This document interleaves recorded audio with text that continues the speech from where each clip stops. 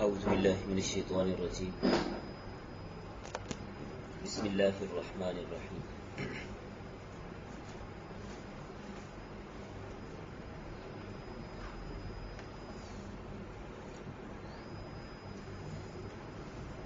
دیکھیں آپ کو پارہ سامنے نظر آ رہا ہے، دیکھیے سب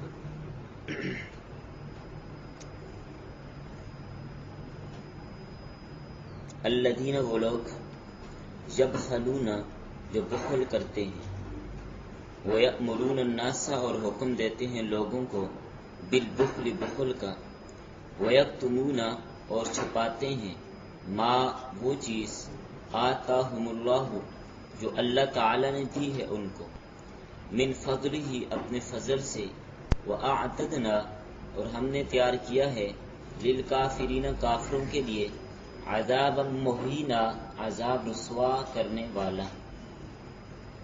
والذین اور وہ لوگ ینفقون جو خرچ کرتے ہیں اموالہم اپنے مالوں کو رئاء الناس لوگوں کو دکھانے کے لیے، ولا یؤمنون اور صحیح معنوں میں ایمان نہیں لاتے باللہ اللہ تعالی پر، ولا بالیوم الآخر اور نہ ایمان لاتے ہیں آخرت پر، ومن اور وہ شخص یکن الشیطان لہ قرینا جس کا ساتھی شیطان ہو، فساء قرینا پس یہ بہت برا ساتھی ہے، جس کا ساتھی شیطان ہو یہ بہت ہی برا ساتھی ہے۔ وماذا علیہم اور کیا نقصان تھا ان لوگوں کا، لو آمنوا باللہ اگر وہ اللہ پر ایمان لے آتے، والیوم الآخر اور آخرت کے دن پر ایمان لے آتے، وانفقوا اور خرچ کرتے مما اس چیز سے رزقہم اللہ جو اللہ نے ان کو رزق دیا، وکان اللہ اور ہے اللہ تعالی بہم ان کو علیما جاننے والا، ان اللہ بے شک اللہ تعالی لا یظلم ظلم نہیں کرتا مثقال ذرۃ ایک ذرے کے برابر بھی، وَإِن تَكُ اور اگر ہو وہ ذرہ حسنۃ نیکی، یضاعفها اس کو بڑھائے گا، وَيُؤْتِ اور دے گا من لدنہ اپنی طرف سے اجرا عظیما بہت بڑا اجر۔ فکیف پس کیا حال ہوگا، اذا جئنا جس وقت ہم لائیں گے، من کل امت ہر امت سے بشہید گواہ، وجئنا اور ہم لائیں گے بھی کا آپ کو، نبی صلی اللہ علیہ وسلم کو کہا جا رہا ہے، علی ہؤلاء شہیدا ان پر گواہ، یومئذ اس دن، یود الذین پسند کریں گے وہ لوگ، کفروا جو کافر ہیں، وعصوا اور انہوں نے نافرمانی کیا رسول کی، لو تسوی بہم الارض برابر کر دی جائے ان کے ساتھ زمین، ولا یکتمون اللہ حدیثا اور نہیں چھپا سکیں گے اللہ تعالی سے کوئی بات، اللہ تعالی سے کوئی بات چھپا نہیں سکیں گے۔ چل پر یہاں تک سمجھے، اس کا ربط لکھیں۔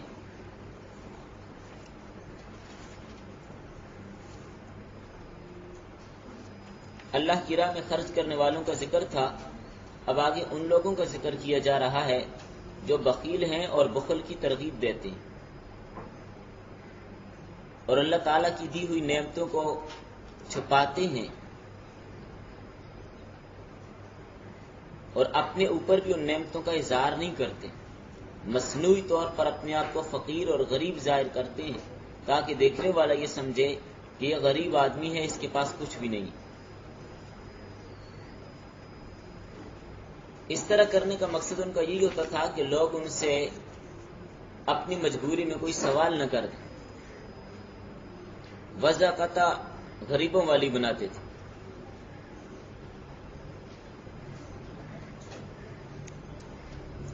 اس لیے یہاں پر یہ اشارہ بھی دیا، وَيَكْتُمُونَ مَا آتَاهُمُ اللَّهُ مِنْ فَضْلِهِ اللہ تعالیٰ نے اپنے فضل سے جو انہیں دیا ہے اس کو چھپاتے ہیں۔ اگر اللہ نے کسی پر اپنا فضل و احسان کیا ہے، نعمتیں دی ہیں، تو اس کو چھپانا نہیں چاہیے، بلکہ کہے کہ اللہ تعالیٰ نے مجھ پر بڑا احسان کیا، بڑا فضل کیا، اس نے مجھے مال دیا، دولت دی، جائیداد دی، اور یہ چیزیں جس آدمی کو اللہ نے دی ہیں تو اس کی وضع قطع سے بھی ظاہر ہونی چاہیے، لباس سے ظاہر ہوں۔ شریعت ایسے آدمی کو ہرگز پسند نہیں کرتی جس کی مالی پوزیشن مضبوط اور اچھی ہو مگر وہ اپنی حیثیت کے مطابق لباس نہ پہنے، بلکہ کم درجے کا لباس پہنے۔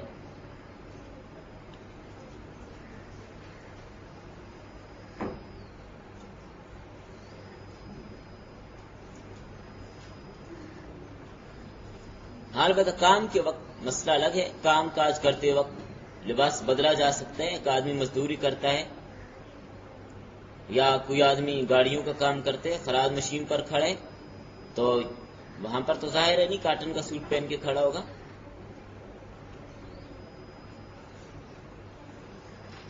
اس کے علاوہ اپنی حیثیت کے مطابق لباس پہننا چاہیے۔ وَأَمَّا بِنِعْمَةِ رَبِّكَ فَحَدِّثْ، اپنے رب کی نعمت کو بیان کر۔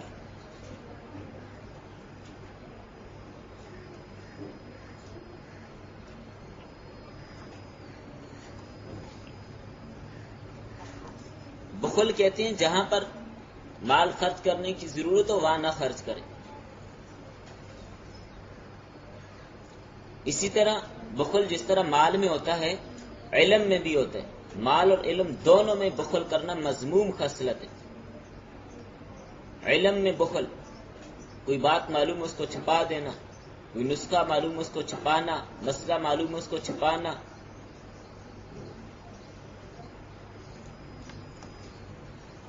تو مال اور علم دونوں کے اندر بخل مذموم ہے۔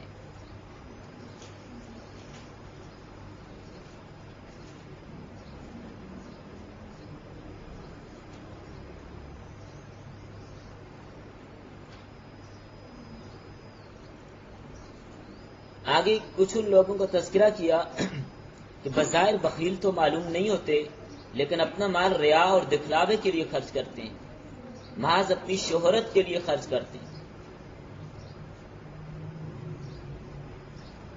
غریب اگر کچھ مانگ لے تو اس کو کچھ بھی نہیں دیتے، کیونکہ ان کو معلوم ہے غریب کو ہم نے ویسے دے دیا، دیگیں کھٹکنے کی آواز نہ آئی تو ہمارا نام نہیں ہوگا۔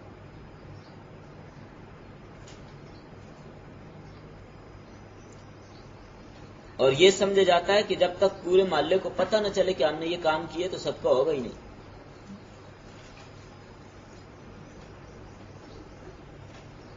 میں اللہ اور آخرت پہ ایمان نہیں رکھتے، یہ ثواب کے لیے اور آخرت کی تیاری کے لیے خرچ نہیں کرتے، بلکہ لوگوں سے داد لینا چاہتے ہیں۔ فرمایا اللہ ایسے لوگوں کو دوست نہیں رکھتا، ان کا دوست شیطان ہے، اور جس کا دوست شیطان ہے یہ بہت ہی برا دوست ہے۔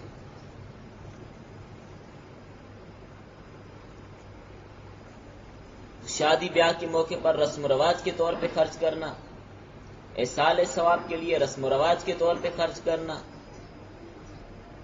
اس کے لیے دنوں کی تعیین کرنا، یہ سب ٹھیک نہیں ہے۔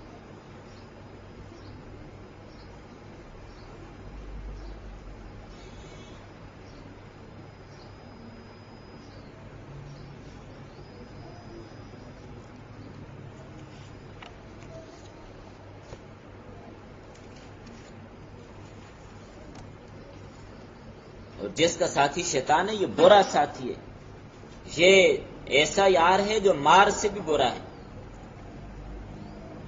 مار سانپ کو کہتے ہیں۔ اگر یہ لوگ اللہ تعالیٰ کے لیے خرچ کرتے تو ان کا کیا بگڑتا، کیسا شکوہ کیا۔ اگر یہ لوگ اللہ کے لیے خرچ کرتے تو ان کا کیا بگڑ جاتا، مزید اضافہ ہی ہوتا نعمتوں میں، کمی تو ہونی نہیں تھی اللہ کی راہ میں خرچ کرنے سے۔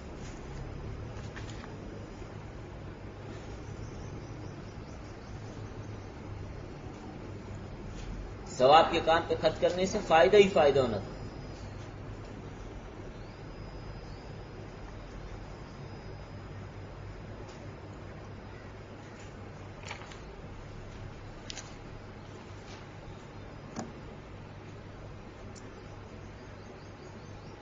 اللہ تعالیٰ سبھی کی نیتوں کو جانتے ہیں، وہ کسی پہ ذرہ برابر بھی زیادتی نہیں کرتے، اور اللہ کی راہ میں خرچ کرنے والوں کو ضرور وہ ثواب سے نوازیں گے، اور ثواب اور اجر صرف اتنا ہی نہیں کہ جتنا کیا اس پر ملا، نہیں مزید بھی دیا جائے گا، اور اس کے ثواب کی کوئی حد نہیں ہے، جس قدر چاہے گا اضافہ کرے گا۔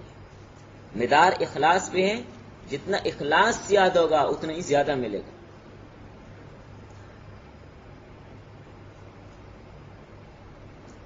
ذرہ کہتے ہیں جو فضا میں چھوٹے چھوٹے اڑ رہے ہوتے ہیں۔ عربی لوگ جب کسی چیز کی قلت کا ذکر کرتے تو ذرہ کہتے، اللہ نے سمجھانے کے لیے فرمایا کہ وہ کسی پر ذرہ برابر بھی ظلم نہیں کرتا۔ ایسی نہیں ہو کسی نے کوئی گناہ کیا ہی نہیں اور پکڑ کے اس کے نامہ اعمال میں لکھوا دیا جائے، ایسے نہیں ہوتا۔ وَإِن تَكُ حَسَنَةً، اور اگر ذرہ برابر نیکی کی ہوگی، يُضَاعِفْهَا، اس کو بڑھا دے گا، وَيُؤْتِ مِن لَّدُنْهُ أَجْرًا عَظِيمًا، اور اپنی طرف سے اجر عظیم سے نوازے گا۔ مَن جَاءَ بِالْحَسَنَةِ فَلَهُ عَشْرُ أَمْثَالِهَا، ادنا ترین درجہ 10 گنا ہے، ایک نیکی کرے گا تو 10 گنا بڑھے گی، یہ ادنا ترین درجہ ہے۔ چھوٹے چھوٹے اعمال پہ السلام علیکم کہا، کہنے والے کو 10 نیکیاں مل گئیں، صغیرہ گناہ بھی معاف ہوا، درجہ بھی بلند ہوا۔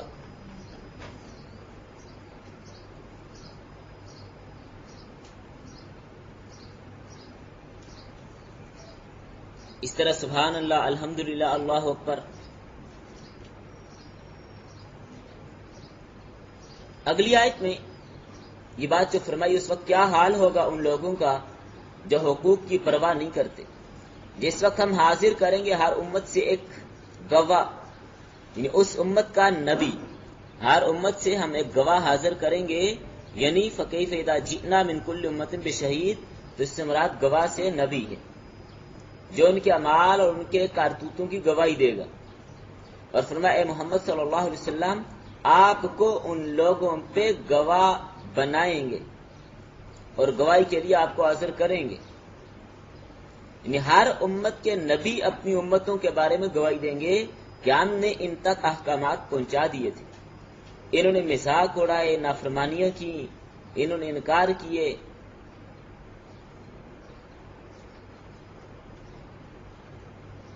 تو قیامت والے دن یہ کفار جب اللہ کے دربار میں کھڑے ہوں گے انکار کر جائیں گے، کہیں گے ہمیں کیا پتا، ہمارے پاس تو کوئی نبی نہیں آیا، ہمیں تو کوئی ڈرانے والا نہیں آیا، ہمیں تو پتہ ہی نہیں تھا کہ یہ کام بھی کرنے ہوتے ہیں، ہمیں تو کوئی پتہ نہیں تھا، انکار کر جائیں گے۔ تو انبیاء سابقین کی صداقت پر گواہی دینے کے لیے نبی صلی اللہ علیہ وسلم گواہ بنیں گے کہ سابقہ سارے نبیوں نے اپنی امتوں کو احکامات پہنچا دیے تھے۔ پھر آپ صلی اللہ علیہ وسلم کی گواہی سے ان پر جرم ثابت ہوگا، اس وقت کفار تمنا کریں گے کاش ہم زمین کے ساتھ مل جائیں، مٹی ہو جائیں، کیونکہ جانوروں کا حساب کتاب کرنے کے بعد انہیں مٹی کر دیا جائے گا۔ یہ حال دیکھ کر کافر بھی یہ تمنا کریں گے، وَيَقُولُ الْكَافِرُ يَا لَيْتَنِي كُنْتُ تُرَابًا۔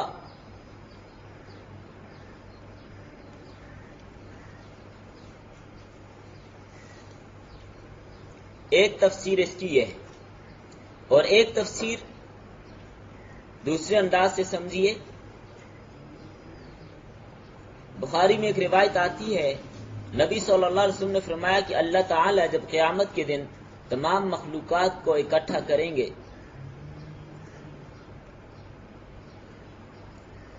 اور سارے انبیاء بھی جمع ہوں گے، تو کافروں اور نافرمانوں پر اتمام حجت کے لیے انبیاء کرام سے سوال کیا جائے گا۔ مثلا نوح علیہ السلام سے سوال فرمائے گا اللہ تعالیٰ، اے نوح کیا آپ نے اپنی امت کو تبلیغ کی تھی؟ اور نوح علیہ السلام عرض کریں گے اے اللہ میں نے واقعتاً تبلیغ کی تھی۔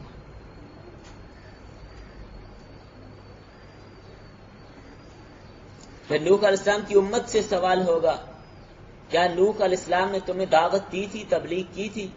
وہ انکار کریں گے، لیکن ہمارے پاس تو کوئی ڈرانے والا آیا ہی نہیں ہے۔ اللہ تعالیٰ سوال کریں گے اے نوح تمہارا کوئی گواہ بھی ہے؟ حضرت نوح علیہ السلام فرمائیں گے یا اللہ میرے گواہ حضرت محمد صلی اللہ علیہ وسلم کے امتی ہیں۔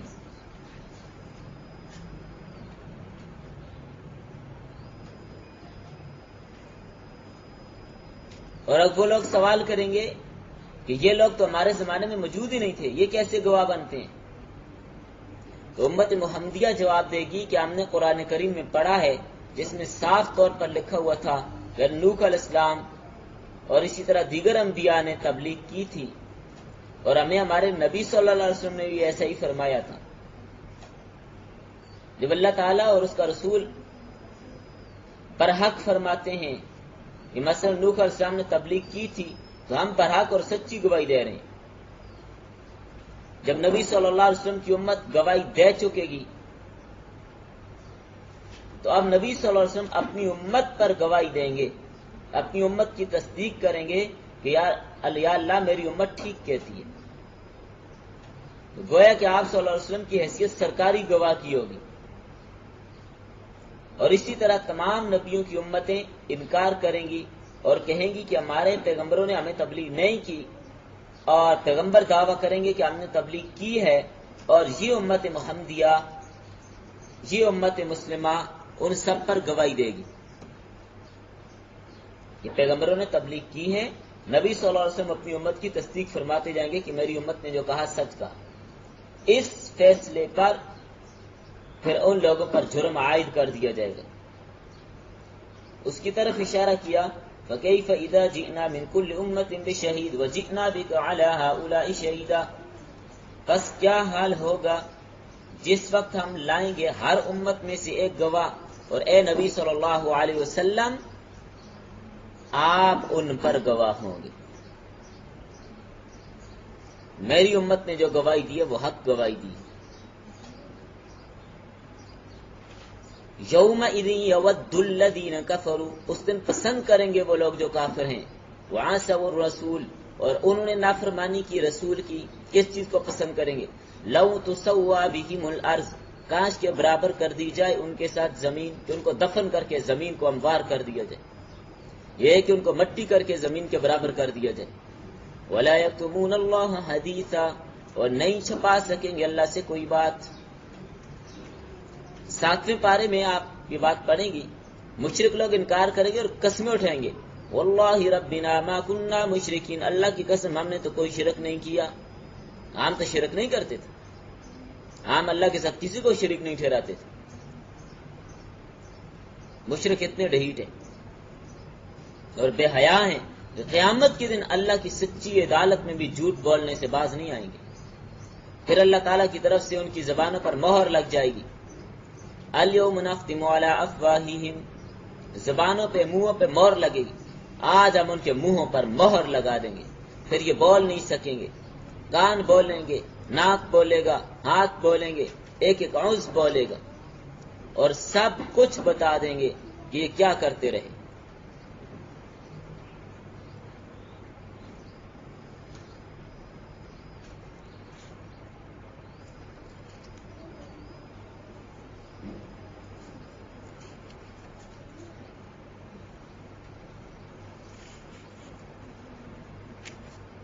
میں اللہ تعالیٰ سے کوئی بھی بات کو چھپا نہیں سکتا۔